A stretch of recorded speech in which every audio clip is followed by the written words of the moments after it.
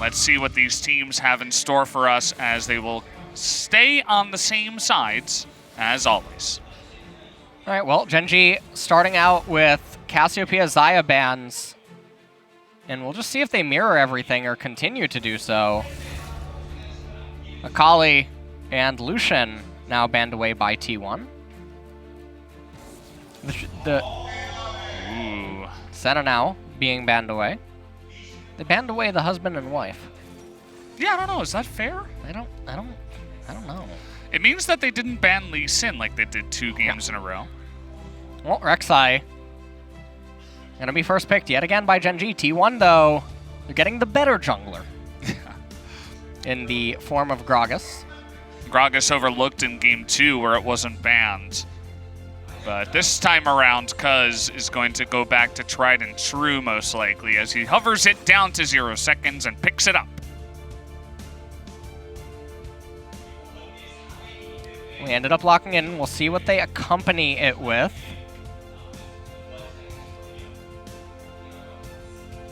There is some time remaining. So it's going to be the Aatrox. Not going to get any Gragas Yasuo shenanigans. Now Gen.G responses given over to them. Yeah, not going to have the Gragas Yasuo yet. Really surprised that we're not seeing any Gangplank priority throughout KeSPA Cup. Gangplank being extremely overlooked, I feel, so far in this tournament. Varus and Tahm Kench getting picked. And already lots of short range on the side of Gen.G. You could just bully it and pick champions that thematically counters that, but we'll see what T1 is going to do. Yeah, so far they're looking to hop into fights, as we really do not see a lot of KeSPA in the meta nowadays. I think we've seen it once prior here in the KeSPA Cup, once or twice, and it was with a similar composition where you're kind of going all in aggressive on the engages and trying to get KeSPA in there with some of that hard CC. So we do see it picked up here quite early, actually, for T1. Now Mordekaiser getting banned away. And Gen.G, they probably don't really... I mean, they might ban away supports, but they shouldn't have to worry about banning away supports because there's just so many that are still open. It's so hard to actually pinch anything. As now Kennen gets banned away.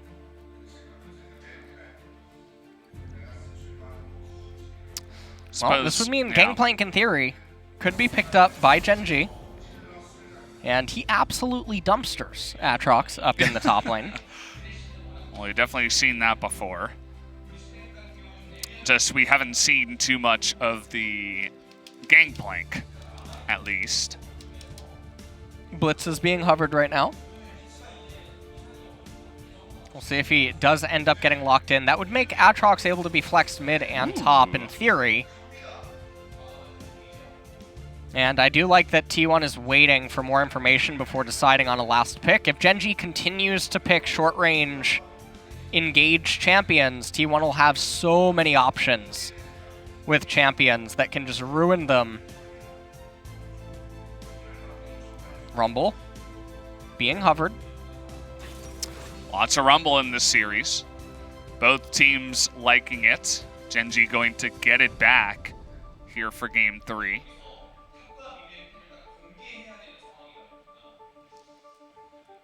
Well, now they have to decide on a final pick. We don't know if the Rumble is going to go top or mid yet.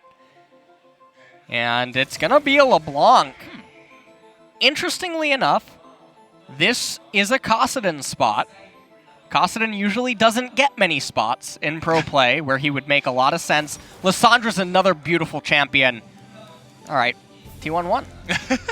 I don't know if we should cut to break right now or what, but Aatrox, he's getting everything given to him. Rumble wants to come in on him. LeBlanc wants to come in. Rek'Sai wants to come in. All of these champions want to come in. Varus, short range. Tahm Kench. he's trying to do two different things in this team composition. LeBlanc is going to be extremely hard-pressed to make things happen, and so the Lissandra, she's going to get rewarded with her passive for sure inside of a team fight, and she destroys, very similar to Cassiopeia, in game number 1. They are fulfilling the same exact theme. And Gen.G now are going to be the ones with enormous amounts of responsibility, not a very good way to itemize, and they're looking like they've dug themselves a hole. Yeah, it's not just coming down to straight up scaling advantages for either side. Now it just comes into how these team fights are actually going to engage. So excited to get into game number 3. Let's see who will pick up the win in the final game of the series.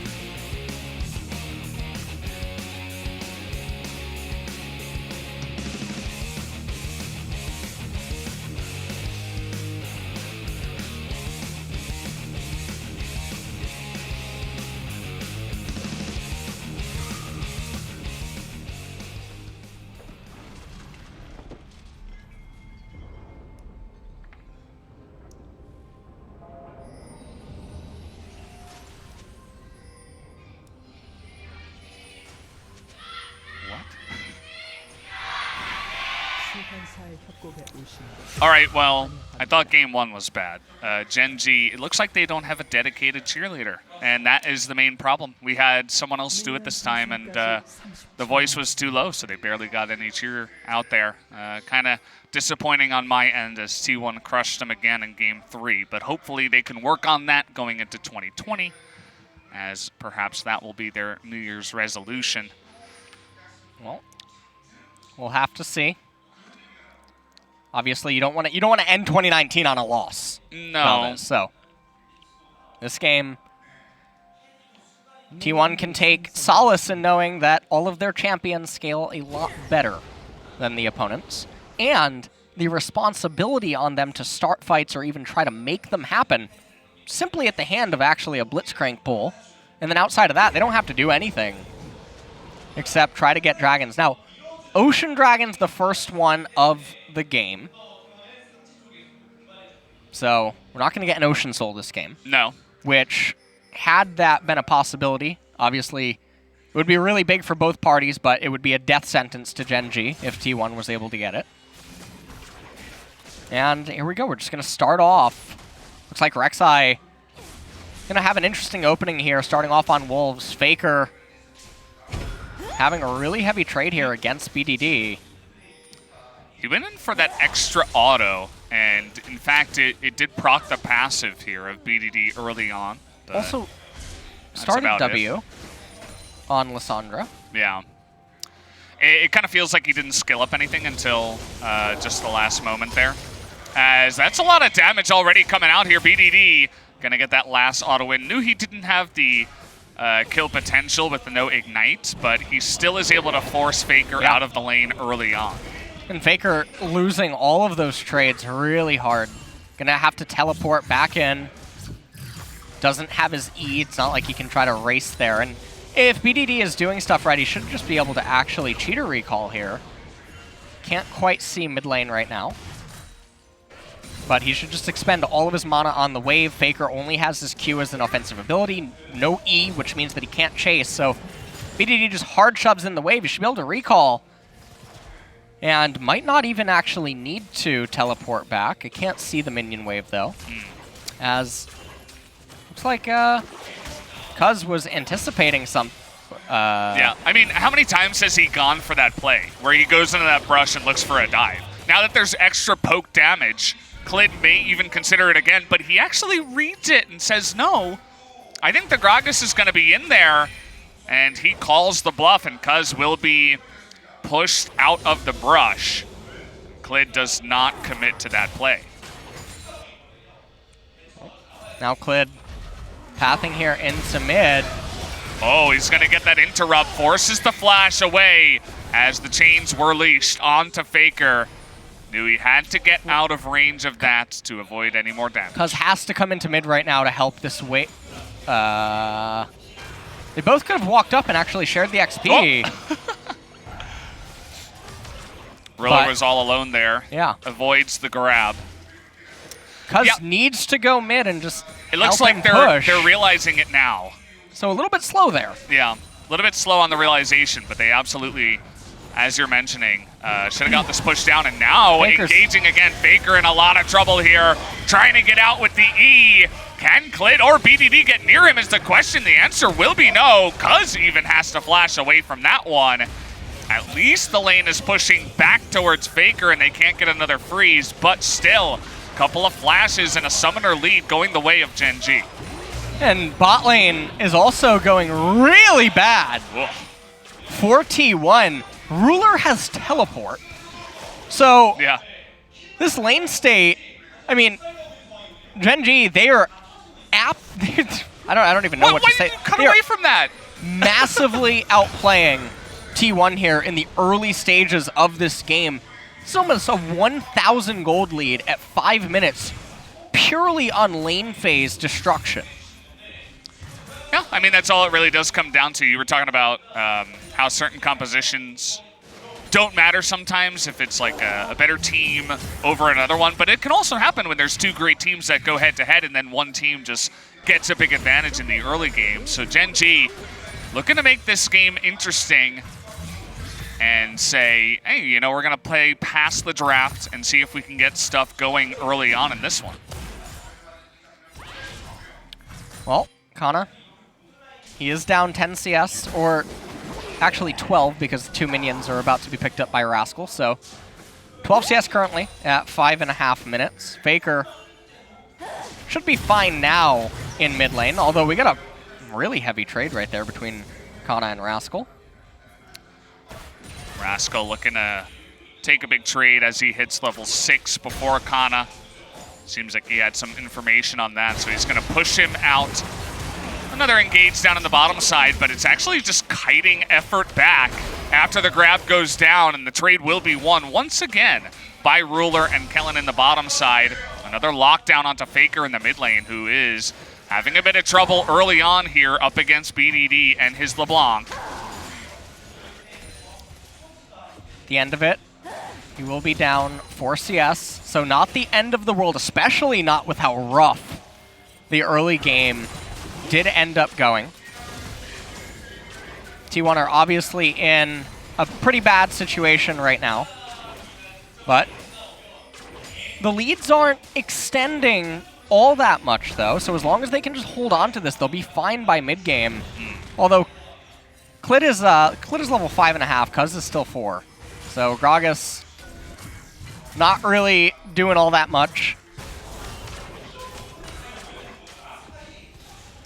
Yeah, he's been struggling, you know, he's been following around some of the action and not really getting any action out of those plays. He sat in the bottom side tri-brush for about 30 seconds just waiting.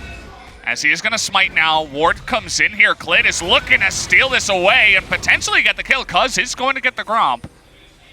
As poor Bertha is going to go down here.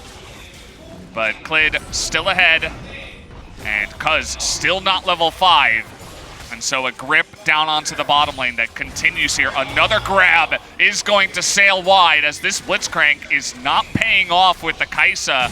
KeSPA not very good early on either, especially when Varus gets that push. And look at the advantage in the bottom side. They're going to push them off of another wave. Already Ruler is 21 CS ahead, plus plates.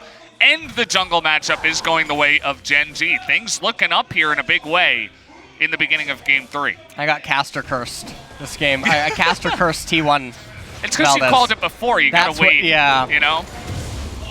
Oh! Nice shot by Cuz. That's really big. He's able to get that level up.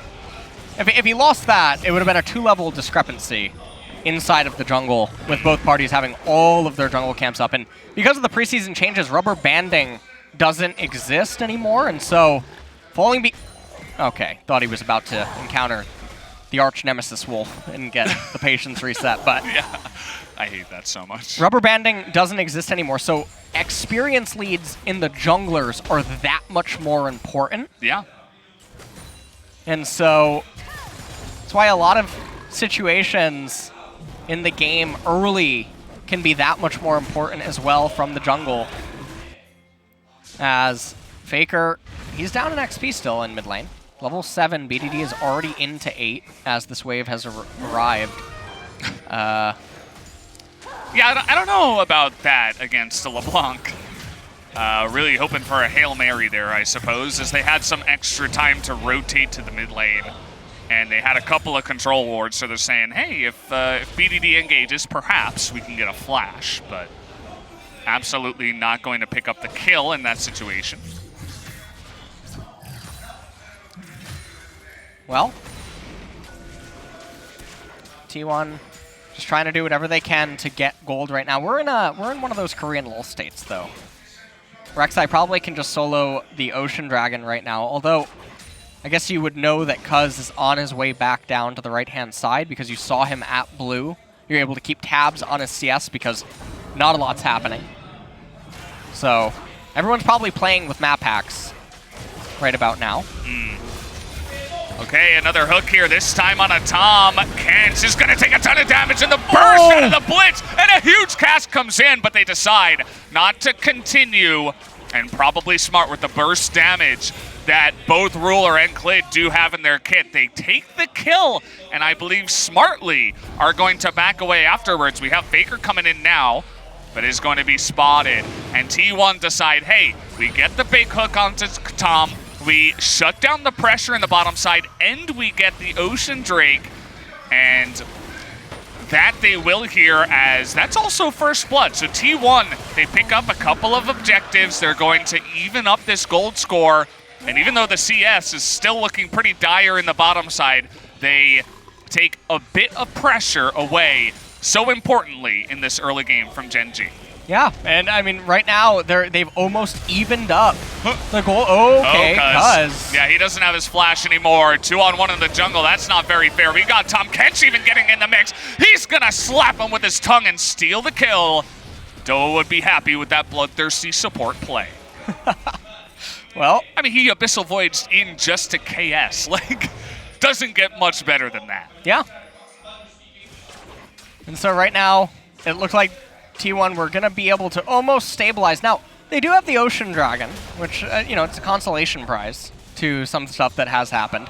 Mountain Dragon is going to be the one that's coming up next. And interestingly enough, it's a dragon that I guess they can use a little bit better than the opponents. We take a look at it. Effort lands the hook. Now, remember, I believe it's patch 9.14. Blitzcrank got the shield breaker change to his R. So, Tom Kench, doesn't really matter how thick his skin is. Yeah.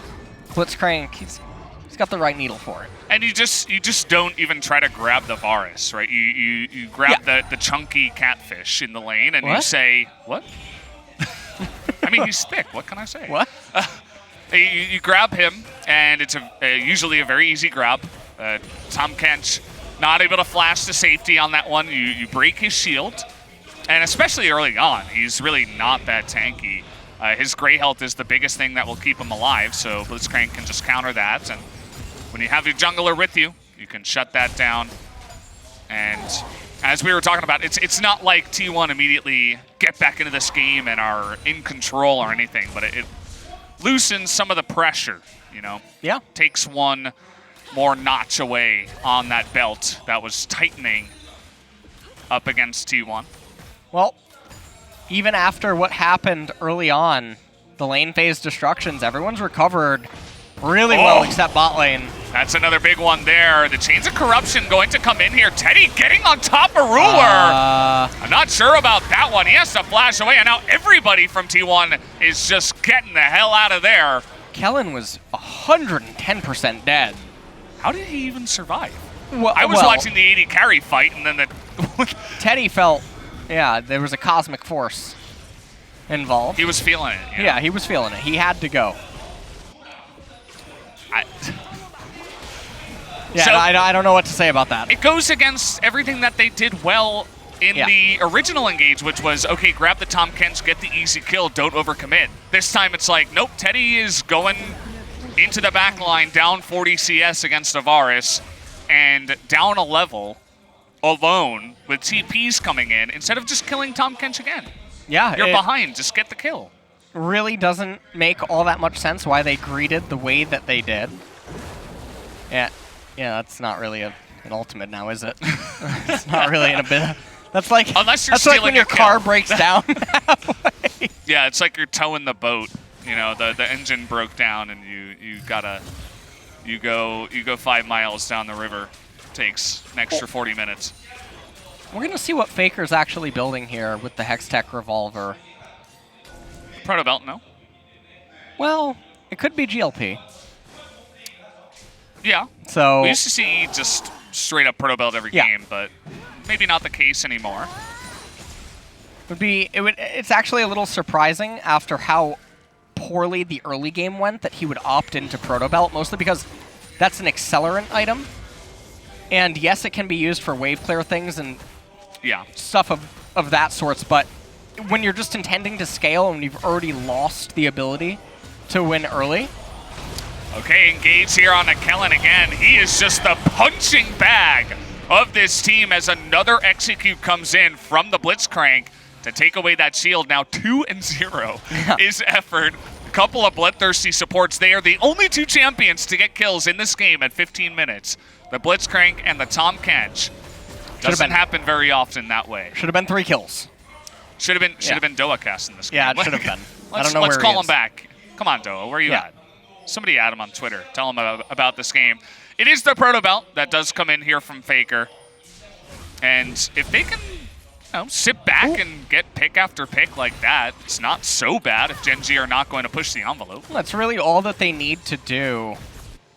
And right now, Cuz actually going to start this Mountain Drake. And you can see everyone, they have a little bit of resistances right now. So, I mean, it's going to be a pretty pathetic amount of buff that's granted. You can see. Let's take a look here. 77 and 64 to 81 and...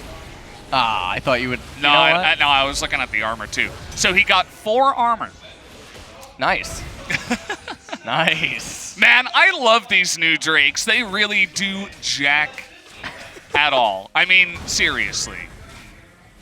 Seriously? Like, it'll be a little armor? It'll be a little bit more, okay, once he gets the Seeker's Arm Guard. Of course. But yeah, it's a very, very low amount. He's going to get, like, the amount extra that he gets is probably going to be like 4 more. The Dragon will probably end up equating to a maybe 300 gold at some point. Like a cloth armor?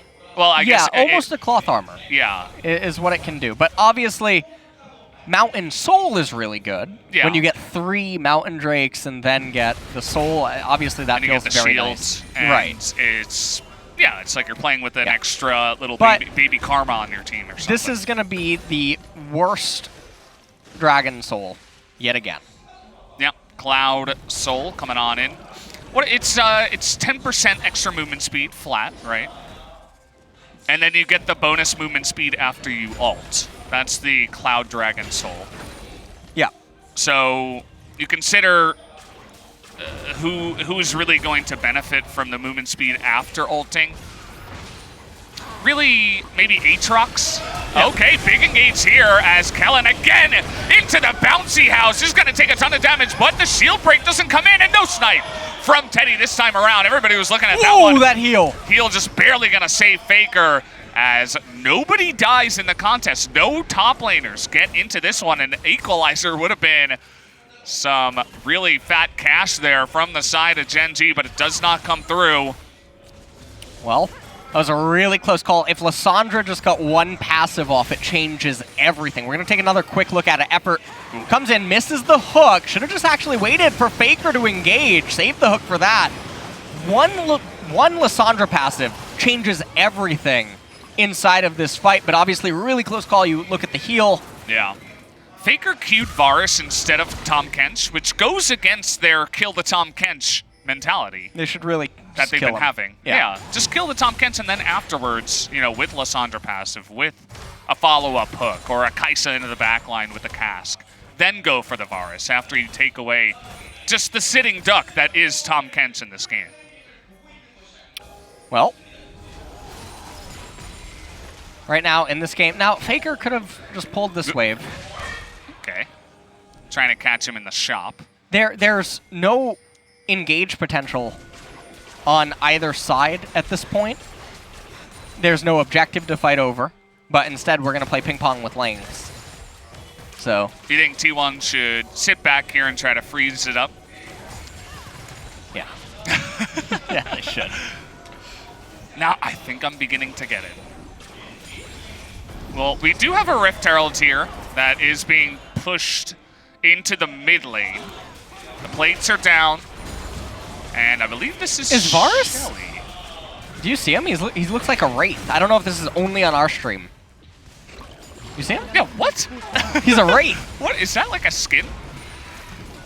I don't know That's what not that like is. a new skin, That's right? really cool looking. I'm sure that it's a replay bug. Okay, we brought attention to it. Yes. LS, this is when you, yeah, I'll see you for the next series. I get it. Because the lights? Yeah, the lights are coming back on, so, Okay. yeah, I'm just going to scoot over here into the middle, and, that's such a funny picture from yesterday with just Atlas sitting in the middle by himself. Well, Ref is heading into the booth right there. You know, talking about what we just were before the break just started, take this opportunity again to talk about freezing as we wait to hear. So it's freezing in Seoul. It actually is. It's negative 11. It's paused because Varus is invisible. So maybe you called, maybe it's your fault. Maybe it's my fault. Yeah. LS, you said that Varus was invisible, and then we had a pause. Yeah, and people were like, I guess he is invisible, isn't he? Yeah. Imagine you if made he it was happen. imagine if he was doing really poorly in this game and he took it personally. As if someone was trying to say that. He's invisible. Yeah. You know when you call someone Evelyn? When they're just not doing anything? Yeah. Yeah, it's one of those things. So in my experience with bugs like this, They chrono break, right?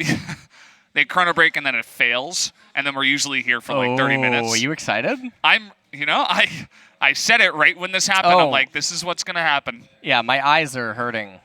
Oh, no. To go. Don't you dare.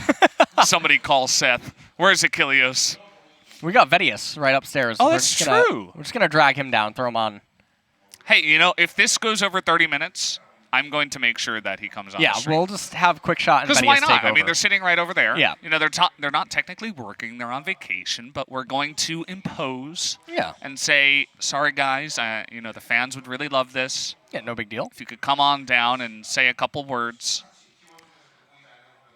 I'll let them talk to you, and you guys can talk about Korean drafts. How does that sound? We should absolutely do that. We were in agreement in Yeah. between the break Yeah, that the drafts leave much to be desired. But the whole freezing thing, it's a very bizarre topic because it's something that I know I've made it a point to talk about ad nauseum for almost the last half year. Yeah. And in games where there's no objectives, if you can deny several minion waves worth of gold that equates to a turret, but what's not accounted for is the XP, or the net difference that is accumulated for both parties. So just because a turret goes down, what does that mean? What is that actually changing? What does it do Especially for a both top things? tier 1 turret. Right, you can't view things as if it's just black and white like that. Like, oh, a turret went down, it must be good. No, not always. There's lots of strategy games where you can see that actually having less terrain to cover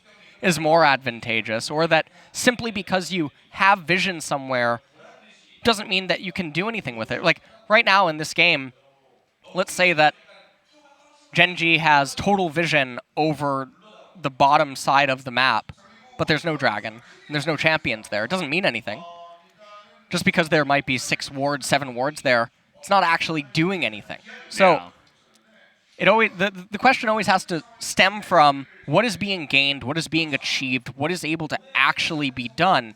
And when we're using deductive reasoning at the pro level of play, you don't need to always see things to know what can and can't exist inside of the fog of war. So in LoL states like this, we've watched them bounce waves back and forth endlessly without achieving anything. Yeah. And so you can create mini neutral objectives, and that's the whole It's the whole thing about it. Yeah, and you talked a lot about And also shared XP what you in preseason.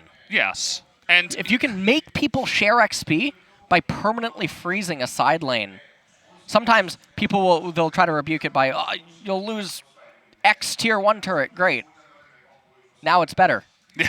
I have less terrain. now you can freeze better. No, exactly. Yeah. That's actually unironically true. Yeah. It's a compounding positive objective for your team. And you talked about mini objectives. I think you should also, when you're talking about this, talk about the positives that you gain, because you talked about a lot of the, potential negatives of ping-ponging, right? But if you're not ping-ponging, you're denying XP, you're denying gold. There's the shared XP that you talked about. The enemy team will get antsy. They'll look to try to stop the freeze. We saw Gen.G pinging it. Yeah. Before it could happen, there were actual defense pings going onto it in the game, and then Faker unlocked it. What would they do against a Cassiopeia, especially in that game against a Cassiopeia? Even if they send 3 people up there, are they going to kill him? And no, and maybe they get in a bad position that you can then turn on its head. And I think one of a mini objective where you get a couple of kills even. One of the issues for observers is they sometimes I'll see the question, well, why aren't teams doing it? Well, you can go back X amount of years in League and say that for almost anything. Why aren't teams lane swapping? Why aren't supports rotating or roaming when their ADC is resetting? Why aren't these things that are now commonly understood? Yeah, they take time. That's why you're Galileo Galilei. That's why your Twitter name is still Galileo Galilei. That's for a long time. Another example in the medical profession, they didn't even wash their hands because they're like, oh yeah, it's not a big deal. Like, because they couldn't see germs, they didn't know that germs actually cause infection. They knew like the basic concept of it, but they didn't know exactly why.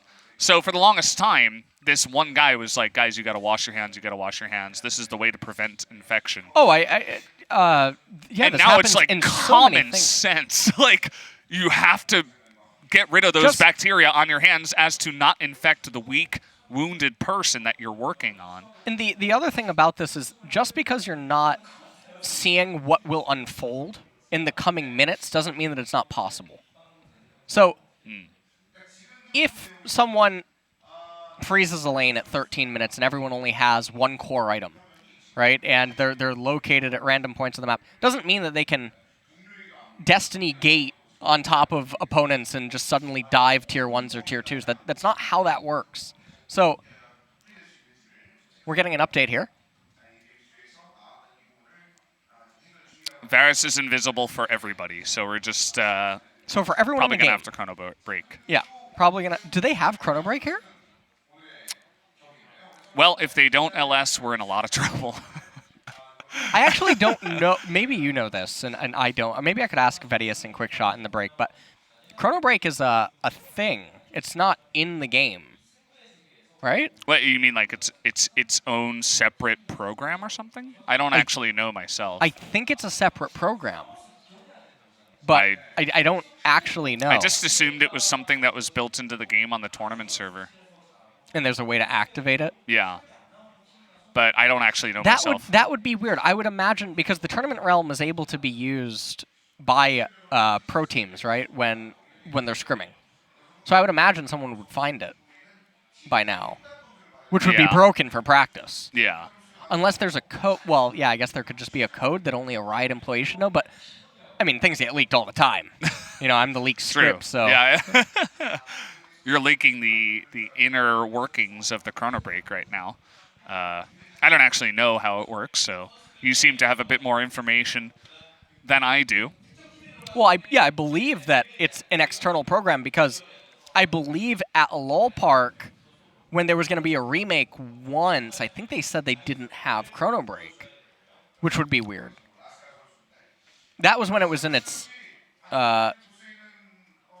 like when it just started getting used. Okay. Frequently. So, not sure. Yeah, not sure. But, yeah, I mean, you're definitely pushing hard for freezing. And I'm trying. So I see this argument a lot. in Reddit threads specifically and on Twitter and stuff where they're like, if freezing was the way, why aren't pro teams all doing it? Well, why weren't pro teams lane swapping? Well, they did eventually. Eventually, sure. Yeah. How long have you been pushing for feelings this? Can be very, very misleading. I mean, also, we've had metas in other games that were thought of as understood that later get like reinvented. Brood War. Brood War is a beautiful example. Brood War. That's a... Yeah. Everyone... in StarCraft 1, I believe Bionic, which is Marine Medic, was mainstream for 17 years? And then there was a meta shift in Terran vs. Zerg where Mechanic was all that you could do. It's weird how that... 17 years. 17 years. The common belief was that you couldn't go Mechanic against Zerg, or that it was suboptimal. And then I think it was Flash, who his nickname in Korea is also God, as if you guys can actually believe that. God, in the esports community, his name is God. So Flash, I believe it was him or it was Last, reinvented the matchup and said, no, Mechanic is actually the way to play. And then it got reinvented again. I believe now, I don't totally know what the meta is, but there's also similar things in Super Smash Bros. Melee where matchups weren't totally understood at certain points in time that later flip once new techniques or mechanics are discovered or other things like that. So it's not ridiculous. So again, it has to be viewed from the standpoint of simulations. You have to go in and simulate it and feel it and get the experience and look more detailed at what's happening. Now, doesn't mean that it can't be patched out or broken or something like that, but just simply saying that it's not happening isn't an argument. Yeah. Because there's too many examples that have been put forth that argue for it, that advocate for it, that, I mean, I've tried to show. Yeah. And I've had many, many pro players. I hear you made a video on that. I made a video, and I know that a lot of pro players, some were outwardly spoken against it, but then some pro players from those pro players' teams, I invited onto the stream to discuss the same things that were criticized, and it ended very differently. So, it's something that's very weird. But the fact that there can be discord in itself, the fact that disagreements can even occur, where some pros are saying yes, some pros are saying no, that should make you look even closer. Like, why? Is this happening? It should be enough to cause people to look into it. Yeah, and exactly. Varus is safe. Varus is no longer invisible. He is part of the game now. He dominated early game, actually. For you guys who were not here before the pause, maybe you were tuning in because you were hyped to hear another podcast. This one definitely a little bit in-depth on the inner workings of freezing and lane mechanics. So I hope you guys enjoyed that. But we're back here. Varus, nice little bounty with the CS lead that he has. And this is another example where I believe this top lane could have been frozen, but instead Faker and Cuz came to the top side and are desperately pushing this top tier 1. It's not the first time that this has happened. And now Ruler and Kellen going to look to handshake in the middle and take an objective of their own in the tier 2 in the mid lane.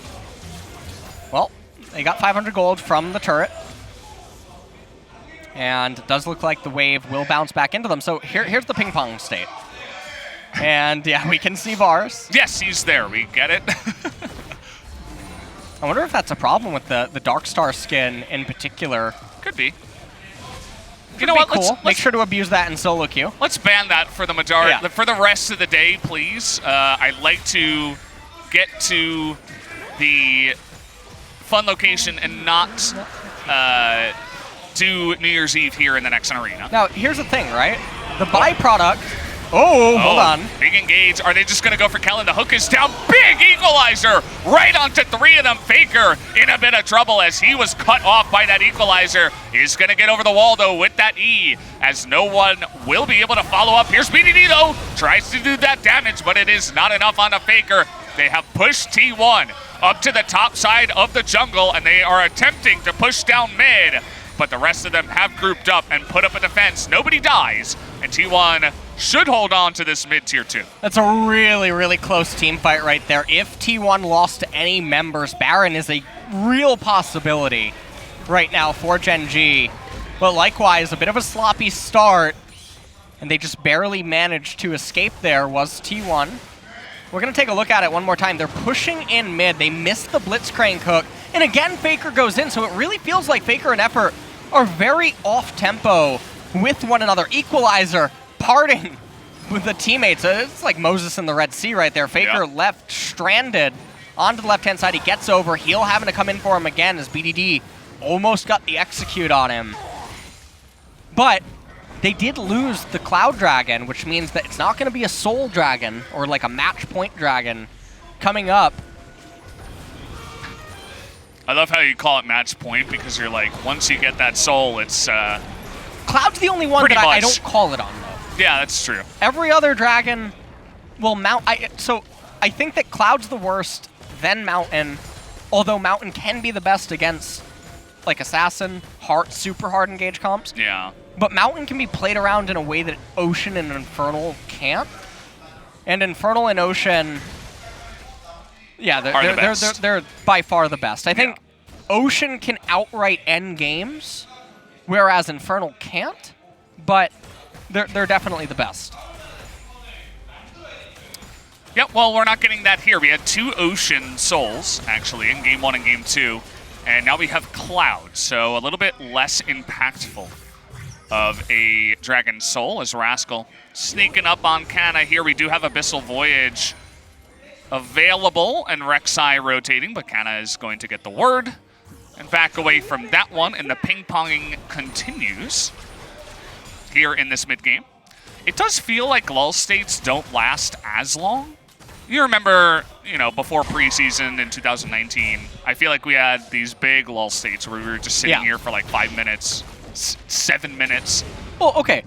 Hold on, let me play a game with you. You see the wave right now? Okay. Yes. All right, we'll count this as wave 1. Okay. But it's gone. But it is gone. Because he pushed it. But had it not been gone, Rumble can't walk up because Krogus is right there. Blitz is right there. So now what do you want Gen.G to do when you view their champion locations on the map? They can't just start Baron. That's not true. Doesn't matter if they get vision over Baron because they can't start it, so it doesn't matter. That's just how that works. So it would have been 2 waves, which means that Aatrox would have killed him. I mean, they might kill him right now. Instead, they're going for the aggressive approach. The TP comes in. The hook is going to go way wide. Rascal staying alive, and Kana in a lot of trouble here. The knock-up into the assassination will come down, and no escape for Faker as the E will be denied. Is going to go into that ultimate and try to Proto Belt away, and a big slow comes in as a nice eat there. Is going to deny the hook. Effort just trying to disengage for the rest of T1 to get out of there. BDD taking a lot of damage in the end. It is just that 1 kill with the teleport that did come in from BDD to try to net it. Definitely a close call right there. They really tried to force this on Rascal, but he was able to get into the alcove, and honestly, that's such a beautiful equalizer spot. Yeah. And then the rest of Gen.G, they're able to arrive, bring him down. Faker trying to do his best, obviously, to get away from this. Ended up doing so, yeah. Oh, that's beautiful. If they get Rascal there and blow him up, BDD was low. I believe Ruler had already taken a bunch of damage. Yeah. That fight could have been turned on its head. That was a nice look from Effort, honestly. Gotta give him credit. Kench is there. He's gonna obviously look for Kench. Yep, there it is. The flash comes in and Ignite. On the opposite side, Effort now has to flash away. The chains are going to leash as the burst damage slowly chipping away. Another great Devour is going to deny any cask shenanigans there onto Ruler. So if we're wondering what just happened, I'm pretty sure Effort thought Faker had his ult, but he didn't. I really think that's what just happened. Because had Faker had his ultimate, Tahm Kench is dead. 100% Tahm Kench is dead, but Faker did not have it up, and now Effort ended up blowing his flash. So definitely some miscommunication going on. Kana, everyone knows where he is. Oh, man. Yeah, he's going to get knocked up here. Abyssal Void's coming in. Ult forced to be used before the fight even begins. This is a good angle right now, though. Oh, Equalizer actually not going to get the right angle. It does separate Cuz for a bit, but he's okay with that. Now the Equalizer is down before the fight. Kellen taking a bunch of damage. Exhaust onto Faker. Where's that damage going to come in here, though? Kana, no ultimate. Why is he going in? He's going to get chained down, and he is absolutely going to get over the wall. Just barely, as the burn will come in, but Rascal is going to get that burn, and BDD also Clint going way too far as T1. What? Teddy is going to get in there and get a double kill now. Faker They're TP. turning this on its head. Here comes Faker, probably from the south. And a big headbutt there coming in. Not the headbutt, the body slam, but Ruler trying to turn this one around. Not able to do so as T1 gonna turn this one on its head and pick up their third dragon of the game. That's gonna be an ace. That's gonna be the third dragon. Faker is gonna get the bottom turret. This game is now busted wide open. Take a look at it again. So I said it was a good angle. Equalizer ends up not doing that much. Cloud Soul, by the way, on the map, altering it, helping out T1 right here as well. Faker goes in, gets exhausted, and then ends up R-ing onto Kellen, but obviously can't do anything right there. Kana goes a little bit too far forward, gets locked up by the chains of LeBlanc, almost died, and because he didn't, everyone got baited in. Yeah, the hook on a BDD was MVP level there from effort. I like what Faker did. He canceled his ult. He was able to apply the Lissandra passive there to Rek'Sai, so it sends out the Frozen Thrall, right? Yes. Onto the... Take a look at this body slam. It's a nice body slam right there by Cuz. Faker was coming in from the south via the teleport, didn't have to. And now Gen.G, things are only going to get worse as this game continues to go on. Absolutely. And you got a KeSPA that's 3-0-3. Originally, it was kind of a meme. The Blitzcrank was picking up all the kills. Not so anymore. It's a KeSPA 3.5 items, that half item being a BF sword. Plus, you have a no-death Lissandra that's going to be doing her job, really mixing up the backline in team fights, getting those frozen thralls out there and doing the AoE damage as the team comes into them. As you were mentioning, that Rek'Sai and the LeBlanc do love to do here. The Aatrox, Kana, I feel like he's having a little bit of trouble in this one. His plays in the team fights haven't been the cleanest, but he's okay. He's okay. He can try to get some teleport flanks now that he is the only person on T1, at least, that has TP. Yeah. So we'll see what he can do. Gen.G not really able to put on the pressure now. They were looking for picks. They were looking for fights. Well, Kellen, no flash here. This is the stage of the game now where, if you remember, I mentioned to you, T1 don't have to actually start any fight outside of a Blitzcrank pull.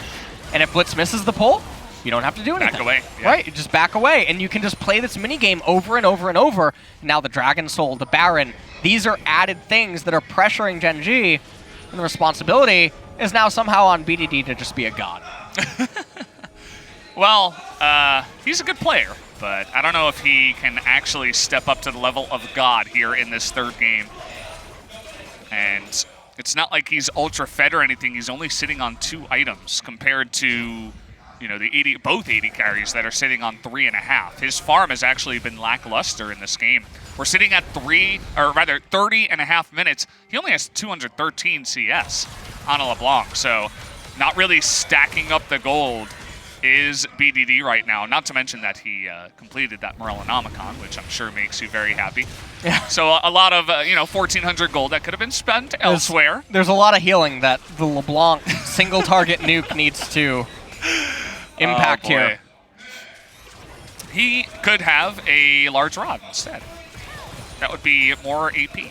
Or he could have, he could have had 60 AP via Blasting Wand plus Amp Tome, and he could have picked up, he could have moved towards a Void Staff, which would be really good against all the magic resistance on the side of T1.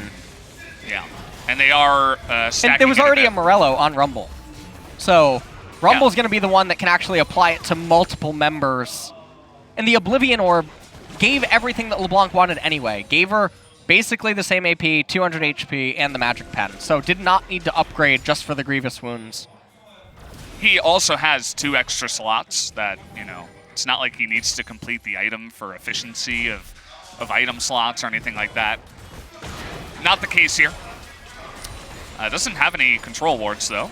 I believe he should pick up one of those. Faker looking for a bit of a flank behind this. The Chains of Corruption going to go way wide. Looking for the hook, and they are going to get it immediately onto Kellen, and he is going to go down. TP coming on in, but Teddy in a bit of trouble. Can he get out of this one is the question. No, he's going to go down. 1,000 gold, gonna go to them, and now we got BDD on the chase here as Ruler is still alive in this fight. They got the 80 carry, whereas there is still a big one here with Ruler for Gen.G. A chain's gonna land again, but not quite going to lock Cuz down, as that ended up being a big fight going to Gen.G after Teddy went down. And it was really, really chaotic right there. They weren't quite able to get Kellen cleanly, and so then the fight broke off into something really chaotic. We take a look at what happened here. Faker started things off, and then the R on effort was really late. You can see the thrall at the top. It's going to deal a lot of damage to BDD, but Teddy just gets completely annihilated. He was in Equalizer and stunned by a chain, I believe, and then Rek'Sai was able to jump on top of it. So there was just really no escape for him at that moment in time. Had flash, but I suppose wasn't able to use it there as he was stunned for the majority and knocked up. And, well, the Baron did go the way of Gen.G, as T1 will pick up the Cloud Soul here on the Rift. Now, personally, I think Souls are almost always better than Baron. Okay. Especially when your waves are really bad. It's going to take them a minute alone just to get the waves in spots where they can start to use them. And so there's going to be a limited amount of time on this Baron, especially because they needed a recall after it, and they already had waves in bad spots, which means that now T1 are going to be able to attack Baron indirectly by removing all the minion waves on the map.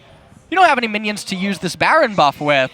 T1, they pick up the Cloud Soul, and yes, it's what I think to be the worst soul, but it's going to help them out. It still provides permanent buffs, which I'm always a big fan of. You know, there's not many buffs. Oh, big hook actually on that Kellen. They get him again and are going to stomp him through that. And you were talking about that Baron buff. Yes, Ruler does a lot of damage, but still, they take away the support. It's now 5-on-4. Faker has TP, and they're not really too concerned about the Baron buff anymore. And Faker has ult still available. Yeah. So he didn't even have to use it on Kellen. Here we go. And again, the Cloud Soul, it's going to give you some movement speed after you ultimate, plus just base 10% extra. So everybody is going to be really fast moving. I especially love it on the Aatrox because it's good in general, but then once you ult, you're even faster. You're just closing the distance like a madman. And so it's going to be insane. He might not even need to teleport flank in some cases if the fight goes a certain way. So keep that in mind. The Cloud Soul going to be quite fantastic in some cases on the side of the team composition of T1. As Faker, you got to be careful, buddy. Is going to get away from this one, hops over with the blasting plants, and there's only 40 seconds left on Baron. Let's see if they can actually do something with it here in mid lane. Faker. Okay, he's going to ultimate onto Ruler. They nearly get him. One thrall will end a fight. Oh, Clit is so low. Look how fast Kana is, too. He's getting in that fight. They get that one kill. And here come the Frozen Thralls. Big equalizer, though. They have to back away from this one. Another hook, though, on a Kellen. But they don't quite have the damage as T1 will have to back away from this one. On a knife's edge was that fight. I believe that equalizer was able to save Gen.G in that fight and keep it at 4-4 with only one set death on either side. That was a really interesting follow-up to the team fight. Once everything had initially started, I thought it was going to go a lot cleaner for T1. We're going to take a look at it one more time. You can see effort on the left-hand side. Faker going in, starting things off. The hook landed onto Clid, but they couldn't kill Clid. It was just a very bizarre start. The exhaust came out, Thrall went down, and the explosion damage only actually hit BDD, and then the equalizer parted the Red Sea once again. It equalized the fight, actually. It actually did, yeah. Yeah. That was very good. Yeah, it's very I thought that was eloquent of me, right? Very eloquent. Thanks. You're a wordsmith, for sure. Not a Papa Smith, though. Not a Papa which Smith. I'm sure a lot of people are unhappy about. Yeah, that's true. Wordsmith, Papa Smith. Papa Smith E is actually here in Korea. Oh, but he's not here at the KeSPA Cup. No, he's all right. No, unfortunately. I hope that was public that he's here. I don't know. Either way, our older brother has come back to support us, and yeah, this game is really it's so even in gold, but we're at 37 minutes now, and T1's comp, you mentioned it before. Wait for a hook, wait for a pick, and go from there. No need to overcommit. They have the Cloud Soul. The Elder is the big one for me. This is coming up in a minute 45. Gragas has a Spirit Visage to amplify his healing, even though he built it into the opponents having 2 Morel and Omicons. Nice. So, it's all right. Yeah, big fan. We got a bunch of Nemesises in this game. That's all that's happening right now. He just got it for the magic resist. It's a magic resist item. We got a hook coming on in, but that's not who you're looking for. You're looking for I don't know what they're catfish. Doing. As the cast comes in, but Faker is all but dead. Nice timing on the stopwatch, but it doesn't matter. You're dead anyway. They get the big pick, and there's a minute here until the Baron and the Elder are about to spawn. 50 seconds on the death timer here for Faker. Questionable whether he can join these fights. He doesn't have TP, and I believe the Baron should be going to Gen.G if they rush it. But let's see how they do want to pilot it after getting the pick onto Faker. So the really bizarre thing is they're trying to force so hard instead of just waiting on Blitzcrank hooks over and over to really just thread the needle. Watch this as Ebert, he comes in, he lands the hook, obviously, gets yoinked by Tahm Kench, but then Faker really forces this. His team can't join time and time again. The Equalizer has done the same exact thing this game. And interestingly enough, the best team fight that T1 won was the one that was conducted by Gen.G, where T1 had to respond to it. This is, I believe, 4 times in a row. Oh, boy. Just spotted him coming down through the lane, and now he is going to have to back. I don't know if he wants to, though. The Baron is going to be started up here. Vision denial now from T1 to try to set this up. There is still a chance. That's a lot of damage on Klid. Yeah, Klid's got to be careful. They don't really have someone tanking this. As the cast comes in, and Klid is basically out of the fight for now. He's going to have to back away, and T1 have their eyes set on the mid lane and potentially Elder Drake.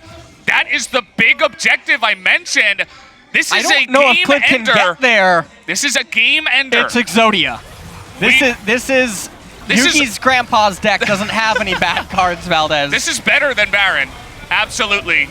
At this point in time. Oh, they're getting it down. Klid trying to get in, but he's just going to get hooked and get executed on the backside. Effort goes down. No, he's going to stay alive. Faker, not in the best position here. Has to ultimate to safety. And BDD, not going to go down, but down will go a bunch of the members of Gen.G, and Teddy is just ripping them to shreds with the executes that come from that dragon. Oh, the MS. And the MS, as you mentioned, there it is, another cast, but it will be denied as the flash comes in from Kellen, but the Elder Drake is on. And now they're going to get the Baron with this Faker down in bottom lane. Tahm Kench does have Abyssal Voyage, so Faker probably wants to wait for confirmation. That's why he's backing up right now. Now he has it. And so he cancels the recall, he moves forward, he knows, okay, no Abyssal. Why are you TPing with no mana, no HP?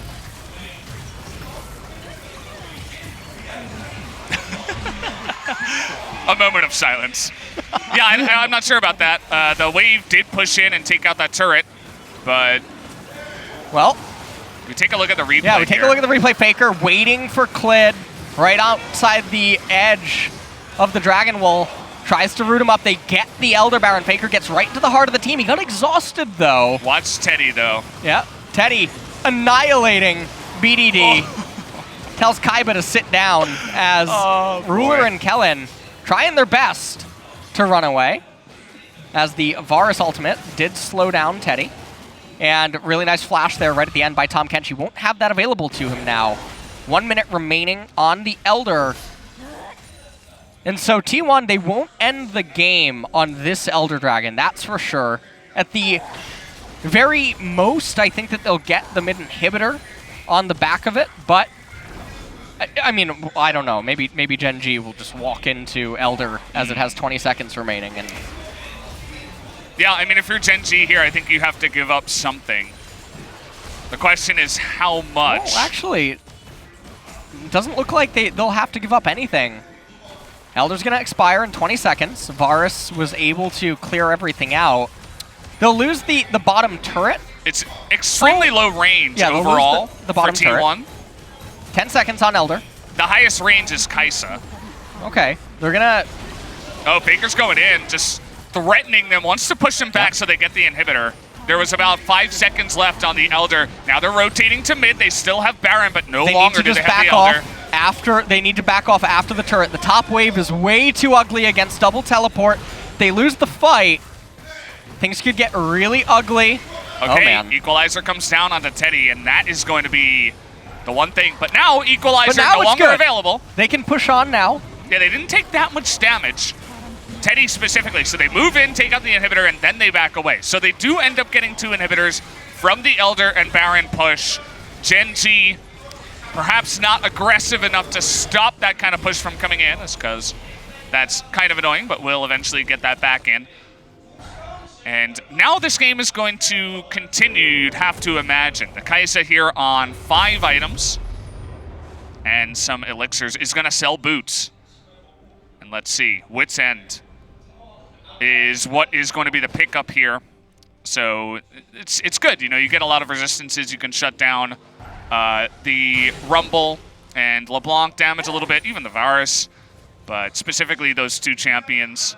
And I mean, you're looking to just ult into the back of fights anyway, so you don't necessarily need all that movement speed from your boots. Well, T1 now, they're trying to push up top lane, but shouldn't actively look for a fight. You have 2 minutes until Elder comes up. You can just look to pursue that. And by the way, I really do want to take this time to just point out, if they had an Ocean or an Infernal, it's no question they can't lose a fight. In terms of Soul. But the Cloud, it is able to be played around. It's obviously very nice stats and beneficial, but doesn't quite... Ooh, Teddy. Oh, man. It's going to get locked up here, and that's an Equalizer. Doesn't hit the KeSPA, though. And that's a little bit of a mechanical error. If it hits the KeSPA, Teddy would be much lower on the backside. I believe it gets a flash out of effort. And that is about it. But they're able to regroup here and continue the push. And Teddy's at full health with his lifesteal. And the push continues. Will Gen.G put up a fight here against the push is the question. Now would be the time to do it. As okay, Faker's out of mana, though. I think this is when you got to push the envelope.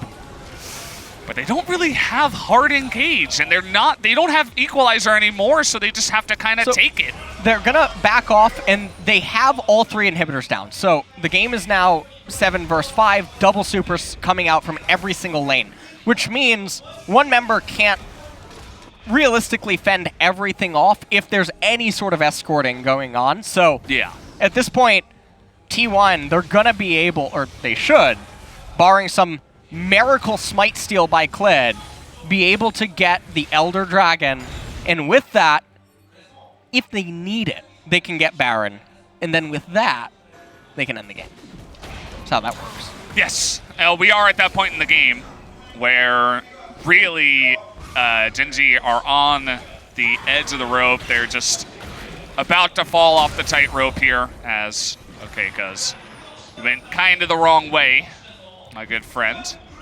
Now, interestingly, all the lanes aren't pulsing at the same time. Yeah. So it's giving the Rumble some time to actually run to all of the lanes. And so, with Ruler doing an excellent job. Oh, they found Kled, and he is going to get executed. Does have the GA. Oh, he's gone. Yep, absolutely dead. No Devour is going to come on in time. And now we got a freeze here onto Kellen. Kind of just going to zone him out. And now without a jungler, there's no way you're getting that Elder Drake, as it will go over to T1 for 2.5 minutes. And now the push will commence. And well, now at this point, T1, they're saying, okay, we're just going to end the game. We have the super minions coming in. You're down your jungler. I mean, Elders, it's something. It's massive. They're going in. They're not wasting any time. T1 want to go home and celebrate New Year's Eve as they will be executing Gen.G with the Elder Drake here in game number 3. Looking for that final kill on the BDD, but Faker's going to die to the fountain. Doesn't matter. GG.